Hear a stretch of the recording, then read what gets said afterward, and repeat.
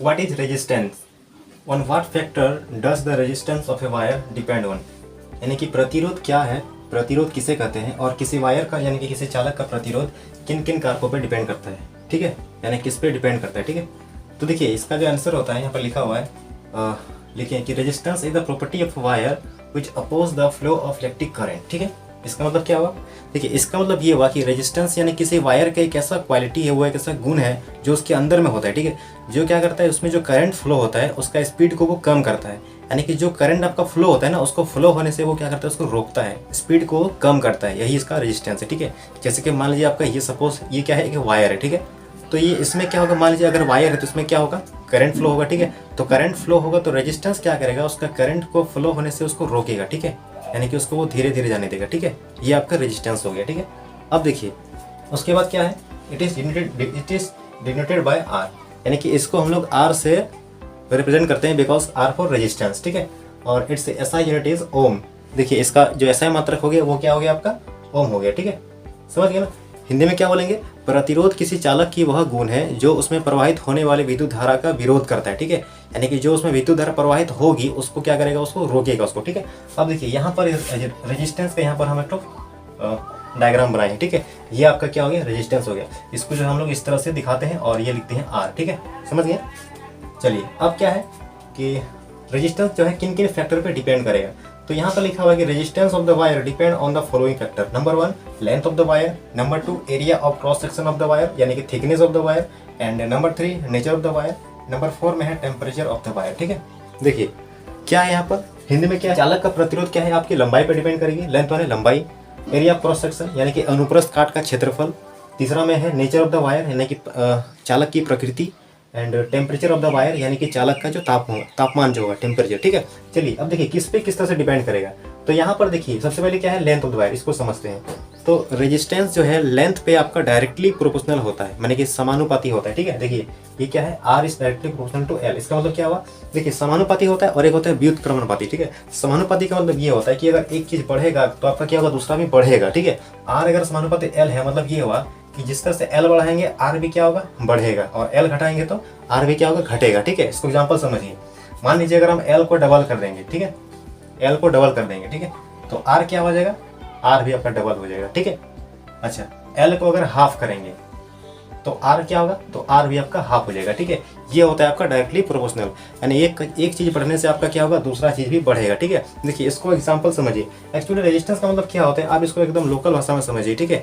जैसे मान लीजिए कोई रोड है, ठीक है, तो रोड में क्या है आपका, रोड है, ठीक है, आप मान लीजिए यहाँ से कहीं जाएंगे आप, तो ये आपका जितना लंबा रहेगा आपको ड्राइव करने में उतना डिफिकल्ट होगा। कोई भी रोड है, ठीक है, तो आपको जितना लंबा रहेगा आपको उतना ही आपको दिक्कत होगा जाने में, ठीक है। आपको यहाँ से दिल्ली जाना है आपको, तो काफी दूर जाना है, ठीक है, तो जितना आपका लंबाई बढ़ेगा, जितना आपका डिस्टेंस बढ़ेगा, आपको जाने में उतना ही आपको डिफिकल्ट होगा, है ना, बहुत सारी परेशानी होगा आपका, ठीक है। तो सेम दैट आपका रेजिस्टेंस भी होगा, वायर आपका जितना लंबा रहेगा आपको रेजिस्टेंस यानी करंट को जाने में उतना ही आपको उसका दिक्कत होगा, ठीक है। चलिए ये समझ गए आप। चलिए उसके बाद क्या है आपका, उसके बाद है आपका क्या, सेकंड में है आपका एरिया ऑफ क्रॉस सेक्शन यानी अनुप्रस्थ काट का क्षेत्रफल। तो देखिए इसमें क्या है आपका, इसमें आर इन्वर्सली प्रोपोर्शनल यानी कि रेजिस्टेंस जो है आपका एरिया का आपका इन्वर्सली प्रोपोर्शनल होता है, यानी कि उसका व्युत्क्रमणपाती होता है। व्युत्क्रमणपाती का मतलब ये होता है कि अगर एक चीज बढ़ेगा तो आपका दूसरा क्या होगा, घटेगा, आपका एक बढ़ने से क्या होगा, दूसरा घटेगा, और बढ़ने से घटेगा या घटने से बढ़ेगा। इसका मतलब ये हुआ कि मान लीजिए हम एरिया को अगर डबल कर देंगे, ठीक है, अगर एरिया को डबल करेंगे तो रेजिस्टेंस जो आपका होगा वो क्या होगा,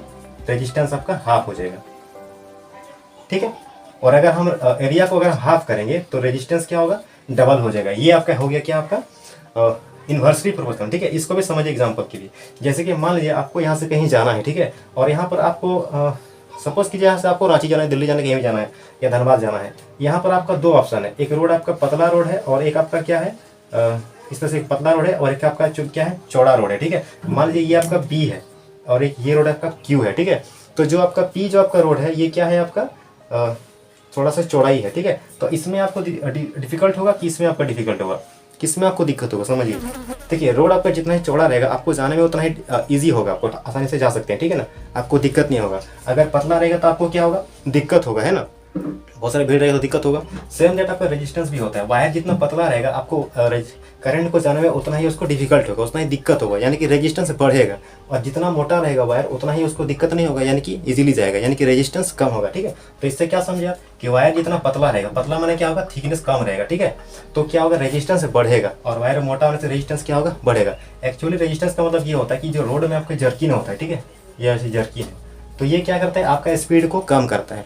रोड में जो जर्किन होगा, आप जितना स्पीड जाएंगे वो स्पीड को वो कम करेगा। ठीक है, तो रेजिस्टेंस में सेम दैट आपका जो करंट होता है ना, करंट का स्पीड को वो कम करता है। ठीक है, ये समझ में आ गया आपको। देखिए उसके बाद क्या है, nature of the wire. Nature of the wire का मतलब ये हुआ कि देखिए रेजिस्टेंस आपका वायर का नेचर पे भी डिपेंड करेगा कि जो आपका वायर है वो किस चीज़ से बना है। ठीक है, आपका प्योर मेटल का है कि वो इम्प्योर है, कुछ मिला हुआ है, ठीक है ना, तो वो इस पर भी डिपेंड करेगा। ठीक है, जैसे कि आपका एक हो गया प्योर कॉपर, तो कॉपर का जो रेजिस्टेंस होगा उसमें क्या होगा, आपका बहुत ही कम रेजिस्टेंस होगा। ठीक है, इसके अलावा आपका जैसे कि कोई मिक्स करके बनाते हैं, ठीक है ना, तो उससे आपका क्या होगा, जो रेजिस्टेंस होगा वो आपका कुछ ज़्यादा ही होगा। ठीक है ना, एग्जांपल के लिए समझिए, जैसे कि मान लीजिए आप कहीं जा रहे हैं, ठीक है, ये आपका एक कच्चा रोड है, ठीक है, ये रोड आपका पी है, कच्चा है, यू आपका है क्या है, पक्का रोड है। ठीक है, तो देखिए अगर रोड आपका पूरा प्लेन रहेगा, ठीक है, रोड का क्वालिटी आपका बहुत बढ़िया है, ठीक है, तो आपको जाने में एकदम भी बिल्कुल भी डिफिकल्ट नहीं होगा। ठीक है, आप आसानी से जा सकते हैं। ठीक है, लेकिन अगर रोड का क्वालिटी आपका ठीक नहीं है, जैसे कि हमारे आपका उबड़ खाबड़ है, एकदम प्लेन नहीं है, ठीक है, तो आपको जाने में क्या होगा, उतना ही दिक्कत होगा। तो सेम दैट आपका रेजिस्टेंस का भी होता है। रोड यानी कि वायर का जितना क्वालिटी आपका बढ़िया रहेगा, ठीक है, रेजिस्टेंस आपका उतना ही कम रहेगा। और जितना वायर का क्वालिटी आपका कम रहेगा, आपका रेजिस्टेंस क्या होगा, उसमें ज़्यादा होगा। ठीक है, तो ये आपका हो गया नेचर ऑफ द वायर, यानी कि उसके प्रकृति पर। ठीक है, चलिए अब नेक्स्ट में क्या है, temperature. Temperature of the wire का मतलब ये हुआ, देखिए अगर मान लीजिए आपको कहीं से जाना है कहीं, ठीक है, और बहुत धूप है, जैसे कि अभी मैं वीडियो शूट कर रहा हूँ, ठीक है, अभी काफ़ी गर्मी है, ठीक है, तो इस तरह से अगर आपको गर्मी में कहीं जाना है आपको, ठीक है, काफ़ी गर्म है, तो आपको काफ़ी डिफिकल्ट होगा। ठीक है ना, और अगर गर्मी कम रहेगा तो आपको डिफिकल्ट नहीं होगा। ठीक है, सेम दैट यहाँ पर वायर में भी होता है। अगर वायर में अगर टेम्परेचर ज़्यादा होगा, ठीक है, तो रेजिस्टेंस क्या होगा, उसका बढ़ेगा, और टेम्परेचर अगर कम होगा तो रेजिस्टेंस घटेगा आपका। ठीक है, चलिए आप समझ गए होंगे। ठीक है, चलिए अच्छा से इसको उतार लीजिए।